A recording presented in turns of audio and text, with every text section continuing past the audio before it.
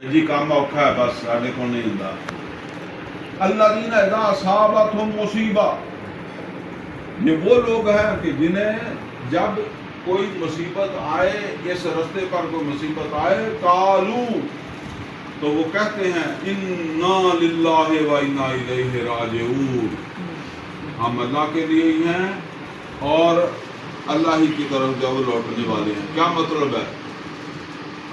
ہم دنیا میں بھی اگر ہیں تو کس لیے ہیں؟ اللہ کی دی گئی ذمہ داری کی ادائیگی کے لیے۔ تو اگر اس ذمہ داری کی ادائیگی میں ہمیں موت آ جائے گی تو ہم کدھر چلے جائیں گے؟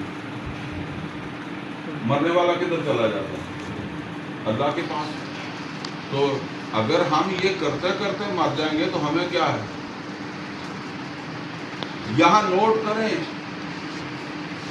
یہ ضروری نہیں ہے کہ آپ کام کر کے ہی جائیں گے۔ مثال کے طور پر ایک ملازم ہے، آپ اس کو جو ہے وہ یہاں سے کہتے ہیں کہ جی یہ پانی کا جو کولر ہے یہ پڑا ہوا ہے، آپ اسے کہتے ہیں کہ وہ ملازم ہے آپ کا، آپ اسے کہتے ہیں کہ اٹھا کر جو ہے نا وہ یہ چوتھے گھر میں جو ہے وہ دے کے آ جاؤ۔ اچھا، وہ اٹھا کر چلتا ہے، کہاں اس نے پہنچنا؟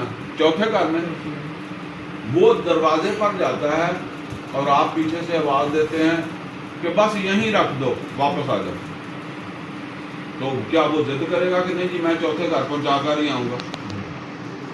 وہ تو آپ کے حکم کا پابند ہے نا۔ آپ نے کہا چوتھے گھر دے، بلکہ اس کو دل میں تو خوشی ہونی چاہیے کہ اسے اتنا سارا سفر جو ہے وہ کم ہو گیا اس کا، ٹھیک ہے نا۔ تو کام دیا ہے، جب تک تم زندہ ہو، جب تک تمہارے پاس صلاحیتیں ہیں، وسائل ہیں، وہ تم نے لگاتے رہنا ہے۔ جب اللہ کی آواز آ گئی ہے تو وہ کسی کو جو ہے وہ بدر میں آ گئی، کسی کو احد میں آ گئی، کسی کو مکہ میں بھی آ گئی۔ مکہ میں بھی تو